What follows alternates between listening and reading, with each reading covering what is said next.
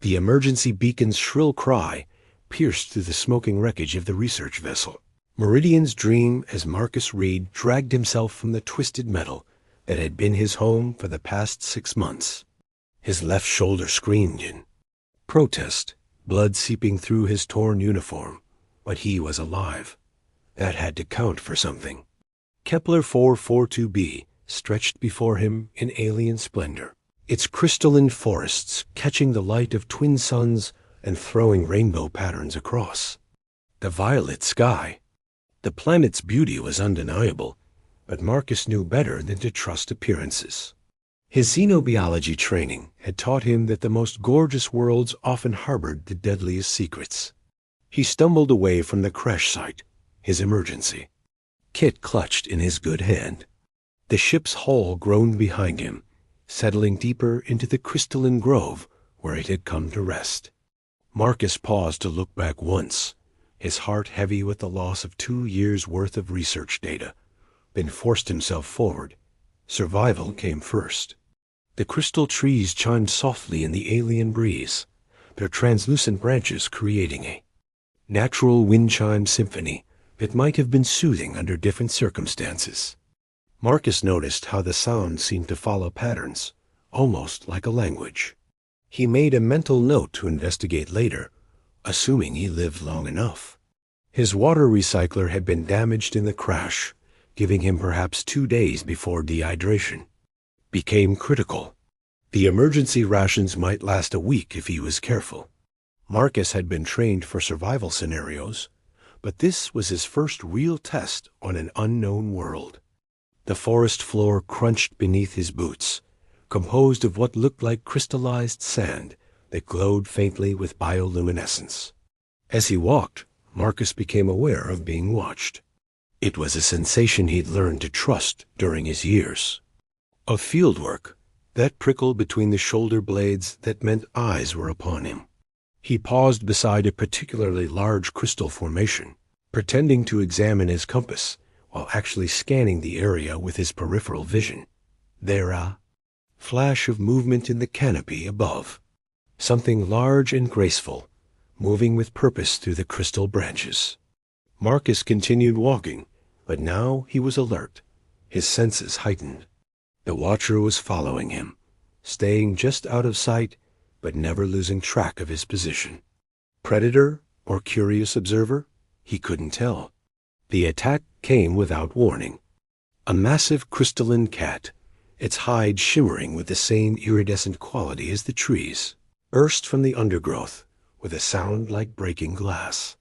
Marcus threw himself sideways, his injured shoulder flaring with pain as he rolled behind a crystal boulder. The creature's claws raked the air where he'd been standing, leaving gouges in the crystalline ground. Marcus fumbled for his emergency flare gun, knowing it was likely useless against a creature this size. The cat stalked around his hiding spot, its movements fluid and deadly. This was it survived a spaceship crash, only to become alien cat food. The spear struck the creature's flank with perfect precision, its tip crackling with some kind of energy discharge. The crystal cat yowled and spun, facing its new attacker. Marcus peered around the boulder and felt his breath catch. She was magnificent. Standing atop a crystal formation with casual grace, the alien huntress held a second spear ready to throw. Her skin was pale silver, almost luminescent in the twin sunlight, and her long white hair flowed like liquid metal down her back. She wore form-fitting armor that seemed to be made from the same crystalline material as the forest itself, and her eyes, even from a distance, Marcus could see they were the most startling shade of violet he'd ever encountered. The crystal cat hesitated, torn between 2 potential targets. The huntress said something in a musical language that made the crystal trees chime in harmony, and the creature actually seemed to understand. With a final huffing growl, it slunk back into the forest depths. Marcus emerged from his hiding spot, hands raised to show he was unarmed. "Thank you," he called up to her, hoping his universal translator was working. "I'm Marcus Reed, and I'm very grateful for your help." The huntress leaped down from the crystal formation with impossible grace, landing silently just a few meters away. Up close, she was even more stunning. Her armor highlighted rather than concealed her athletic form, and there was an intelligence in her violet eyes that suggested she was far more than just a skilled hunter. "You are not from the northern territories," she said, her voice carrying an accent that made his translator struggle. "Your scent is different, wrong." "I'm from Earth," Marcus replied, slowly lowering his hands. "My ship crashed about 2 kilometers that way. I'm just trying to survive until rescue arrives." She circled him with predatory grace, her movements reminding him of a cat studying potential prey. "Earth. I have heard this name in the old stories." "You are human." "Yes. And you are?" "Zara Vex, tracker of the Ninth Circle, guardian of the crystal forests." She stopped in front of him, close enough that he could see the intricate tattoos that decorated her arms. "You intrigue me, Marcus Reed of Earth. The Cathara should have killed you easily, yet you evaded its first attack." "Lucky reflexes," Marcus admitted, trying not to stare at her. "Plus, I had a good teacher watching my back." Something that might have been a smile played at the corners of her mouth. "The storm season approaches. Your Metalbird will not protect you from the crystal storms." "Crystal storms?" "The trees sing to each other, sharing energy. When the storms come, the entire forest becomes a conductor. Lightning, but made of crystal. It will tear apart anything not properly grounded." Marcus felt a chill that had nothing to do with the alien breeze. "How long do I have?" 2 days, perhaps 3. Zara studied him with those impossible violet eyes. "You will not survive alone. Are you offering to help?" "I am considering it." She moved closer, close enough that he could smell something like cinnamon and starlight on her skin. "But first, you must prove you are worth the risk. My people do not help weaklings." "What kind of proof?" Zara's smile became more pronounced. "The Crystal Heart lies 3 hours' journey from here. It is the source of the forest's power, but also its most dangerous location. If you can reach it and return with a shard of pure crystal, I will guide you to shelter. And if I can't, then you will die, and I will have wasted no more time on you." Marcus looked around at the alien forest with its singing trees and crystalline predators. Everything in his scientific training told him to be cautious, to negotiate for better terms. But something about Zara's challenge, and the way she looked at him with those violet eyes, stirred something deeper than mere survival instinct. "Lead the way," he said. For the first time, Zara's smile was genuine, transforming her face from beautiful to radiant. Perhaps humans are not as weak as the stories suggest. As they set off deeper into the crystal forest, Marcus couldn't shake the feeling that this was about more than just survival.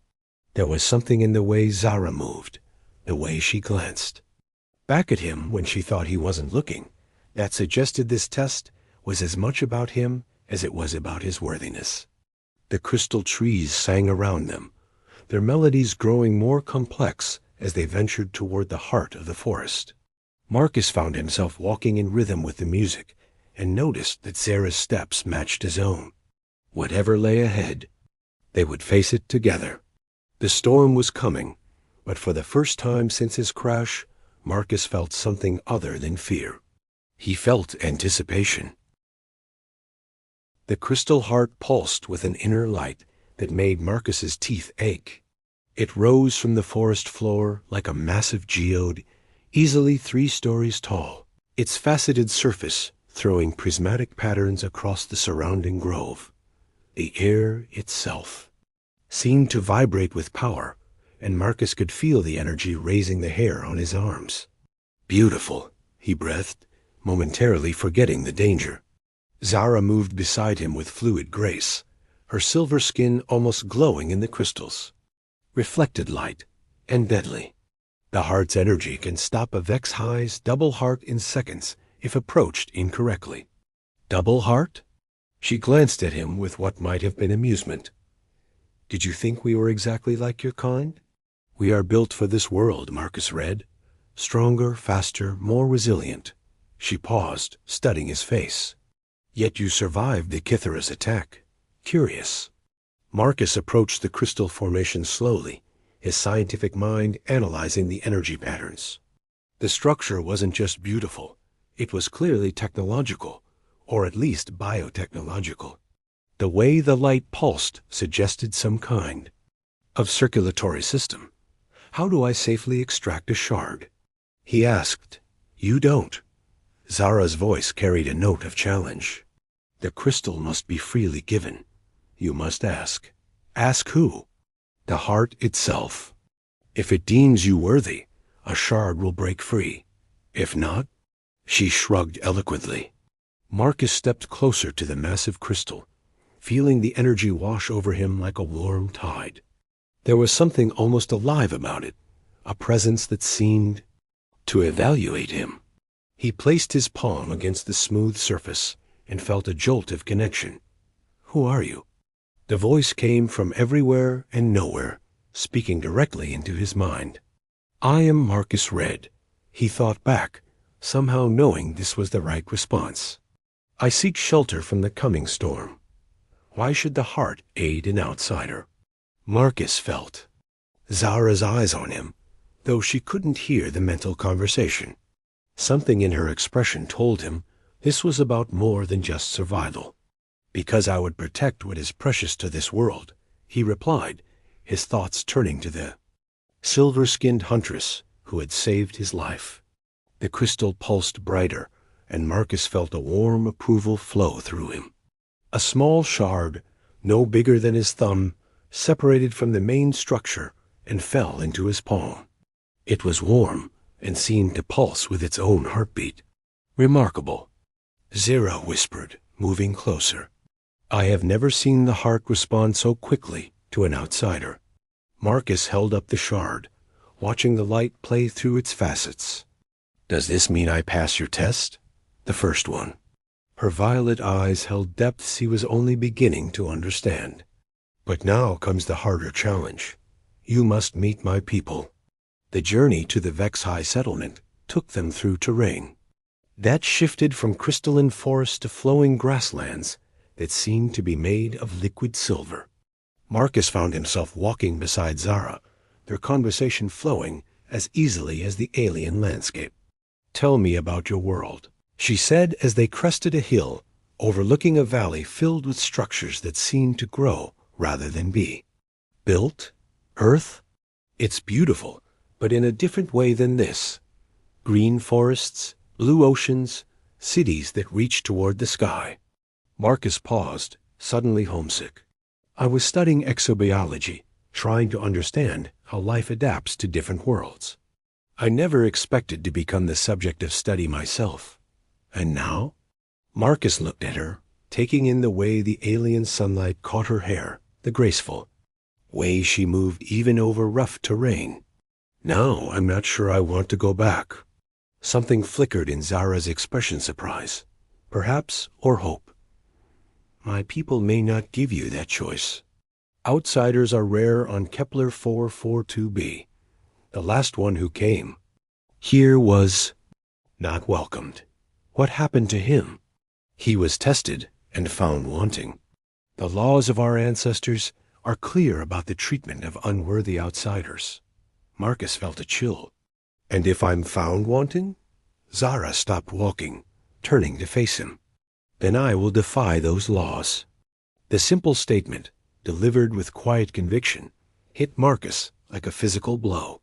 He realized that somewhere in the past few hours, something had changed between them. The attraction he'd felt from their first meeting had deepened into something more profound.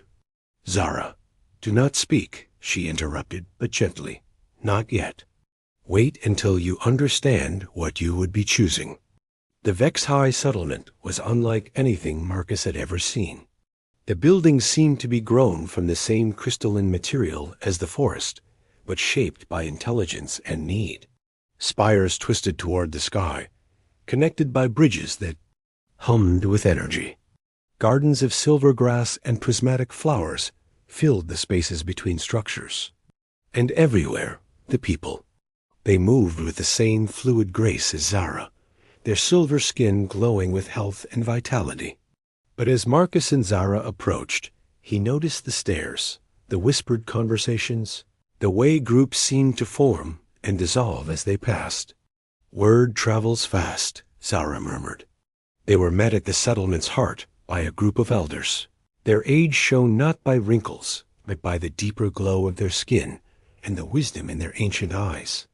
At their center stood a figure of unmistakable authority, tall, broad-shouldered, with the bearing of someone accustomed to command. "Elder Nix," Zara said, bowing slightly. "I bring an outsider who seeks shelter from the storm." Elder Nix's gaze fixed on Marcus, and he felt as though he was being dissected by someone who could see straight through to his soul. "Marcus Reed, of Earth, the crystal heart has already whispered of your visit." "Elder," Marcus replied, offering a respectful bow. "You carry a shard of the heart," Nix continued. "This is unusual. In 300 years, only 5 outsiders had been granted such a gift.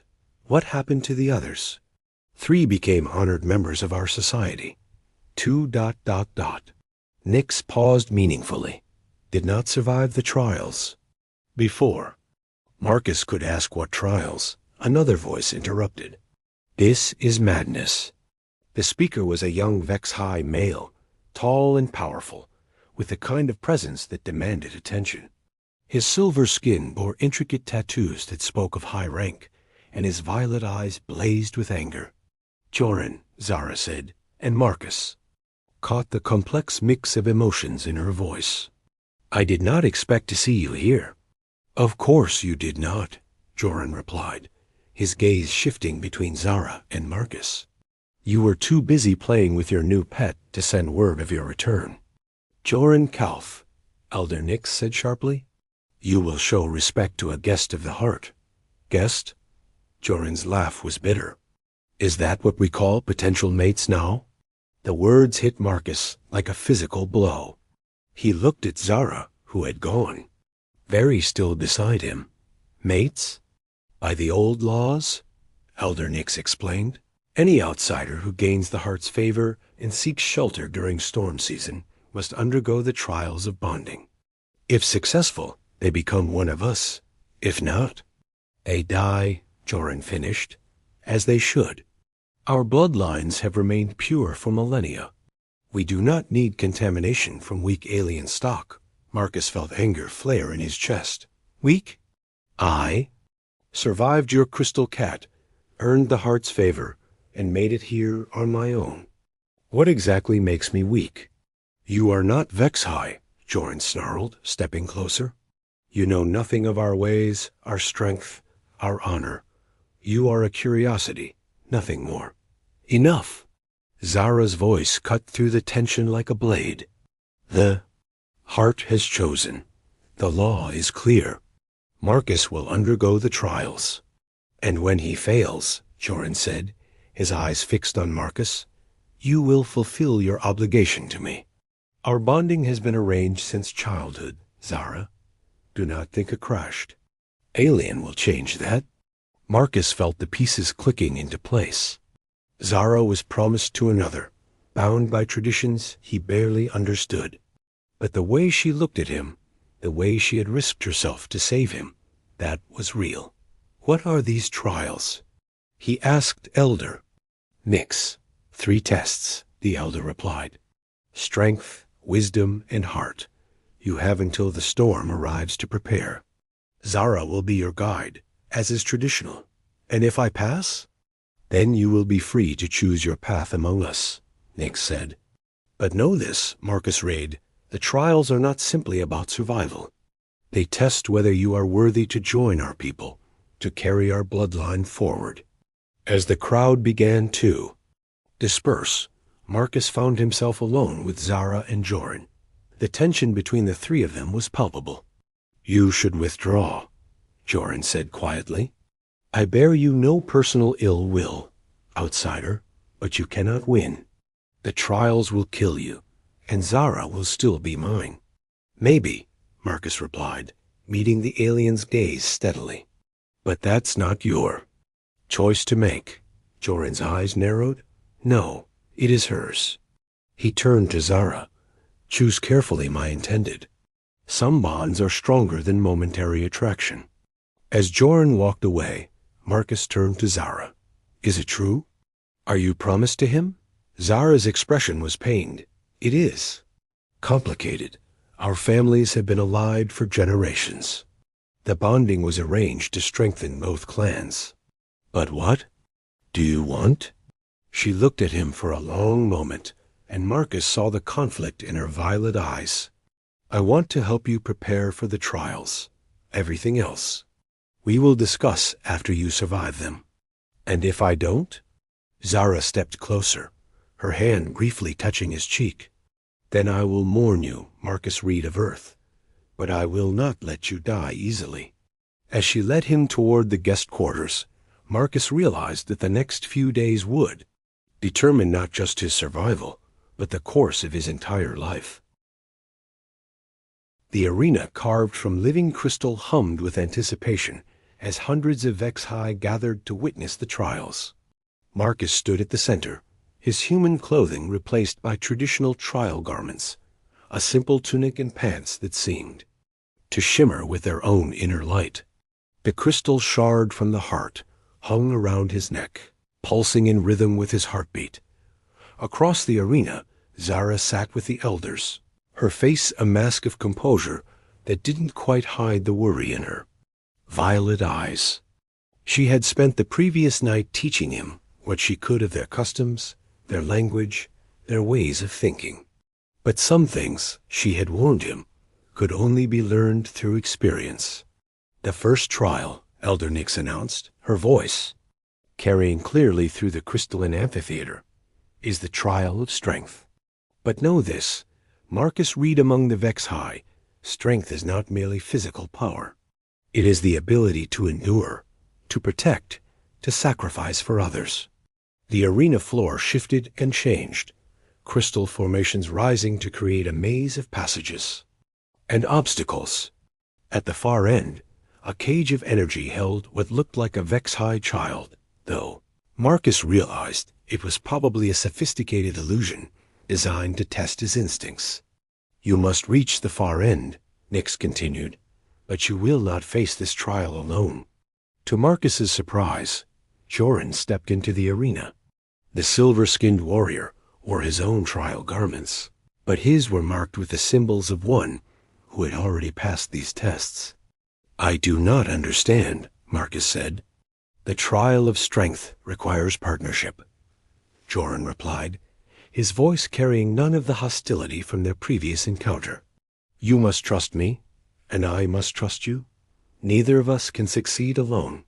Marcus looked up at Zara, who nodded almost imperceptibly.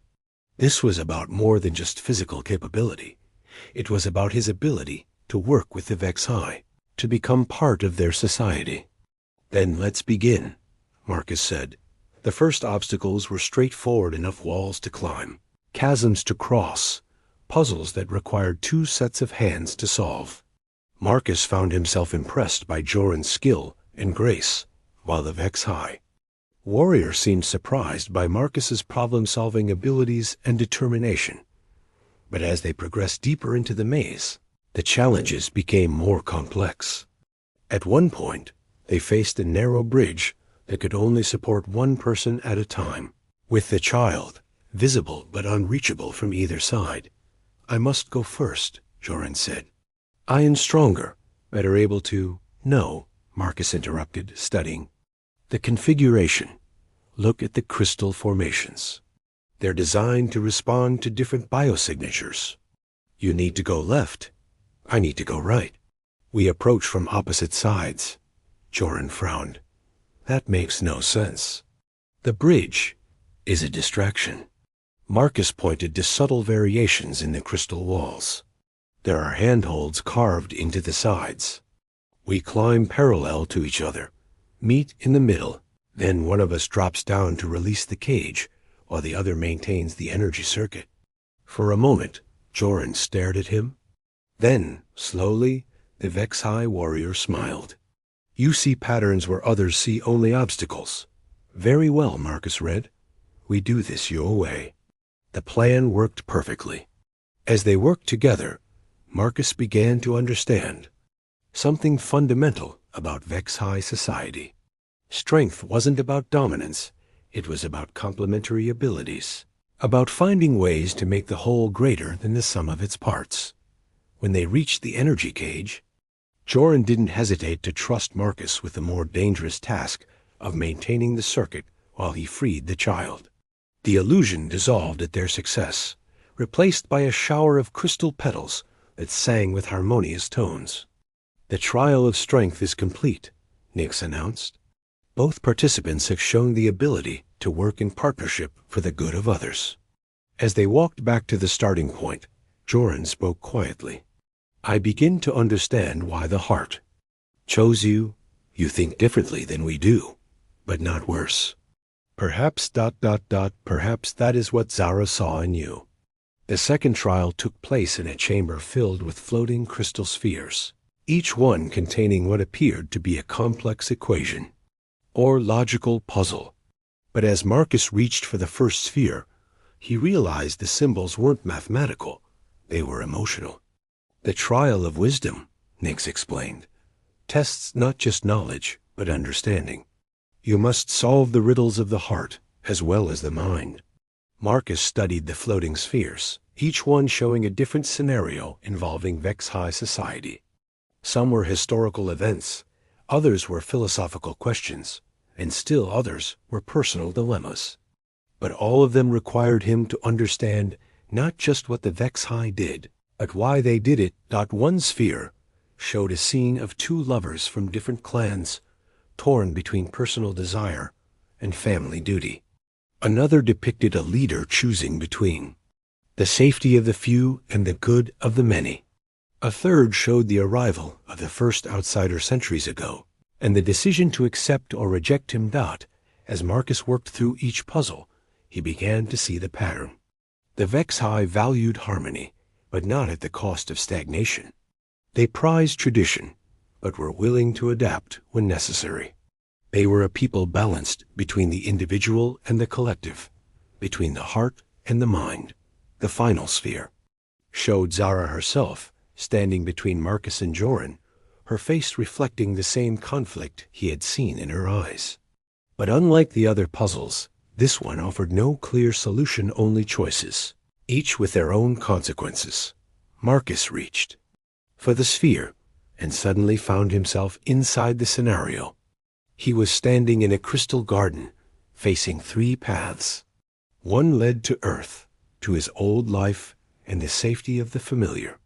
Another led to a future with Zara, but at the cost of everything she had known before.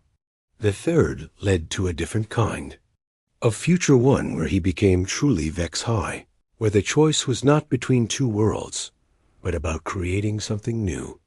Wisdom, he said aloud, understanding finally dawning, is not about having all the answers. It's about being willing to ask the right questions. The sphere dissolved, and Marcus found himself back in the chamber. Elder Nyx nodded approvingly. The trial of wisdom is complete. You have shown that you understand the complexity of choice and the courage to face uncertainty. The third trial was the most challenging of all. Marcus stood alone in a simple chamber, facing what appeared to be a mirror made of liquid crystal. But as he looked into it, he saw not his own reflection, but the faces of everyone he had ever loved, his parents, his sister, his friends on Earth, and most recently, Zara. The trial of heart, came a voice that seemed to emerge from the mirror itself. To join the Vexhai, you must open your heart completely. No barriers, no defenses, no secrets. Are you prepared? Marcus took a deep breath. I am. The mirror's surface rippled, and suddenly he was experiencing not just his own emotions, but those of everyone in the chamber above. He felt Zara's fear.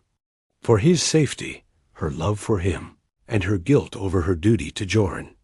He felt Joran's own complex feelings, jealousy, yes, but also a growing respect and even friendship. He felt Elder Nyx's ancient wisdom and her hope for the future of her people. But most overwhelming of all, he felt the collective emotion of the Vex-High themselves, their curiosity about him, their uncertainty about change, their deep love for their world and their way of life. Now, the voice continued, you must choose, not with your mind, but with your heart. What do you truly want? Marcus thought of Earth, of his career, of the life he had planned. Then he thought of Zara, of the connection he had felt from the moment they met, of the possibility of something greater than either of them alone. I want to build something new, he said. Not to replace what was, but to create what could be. I want to love Zara, but not at the cost of her people or her traditions. I want to find a way to honor both of our worlds. The mirror's surface exploded into 1,000 points of light, each one a star, each one a possibility. Marcus felt a warmth flow through him, a sense of completion and belonging that he had never experienced before. When the light faded, he was back in the arena, surrounded by the entire Vex-High community. Elder Nyx stood before him, her expression unreadable. The trials are complete, she announced. Marcus Reed of Earth has shown strength, wisdom, and heart. By the ancient laws, he is now one of us, free to choose his path among the Vex-High. The crowd erupted in cheers, but Marcus only had eyes for Zara. She was running toward him, her composure finally broken, tears streaming down her silver cheeks. You did it, she whispered as she reached him. You actually did it. Not quite, Marcus replied, taking her hands in his. There's still one more choice to make. Before she could ask what he meant, Joran approached them. The warrior's expression was complex, but there was no anger in it. The trials have shown me something I did not expect, Joran said. You are not taking Zara from me, Marcus Reed. You are offering her something I never could, the chance to choose her own path. He turned to Zara, his voice gentle. I release you from our bonding agreement. Not because I do not care for you, but because I do. You deserve to follow your heart, not your duty. Zara stared at him in shock. Joran, are you certain? I am. He smiled, and for the first time, Marcus saw genuine warmth in the alien's eyes. Besides, I have learned today that there are many kinds of strength. Perhaps it is time I found my own path as well.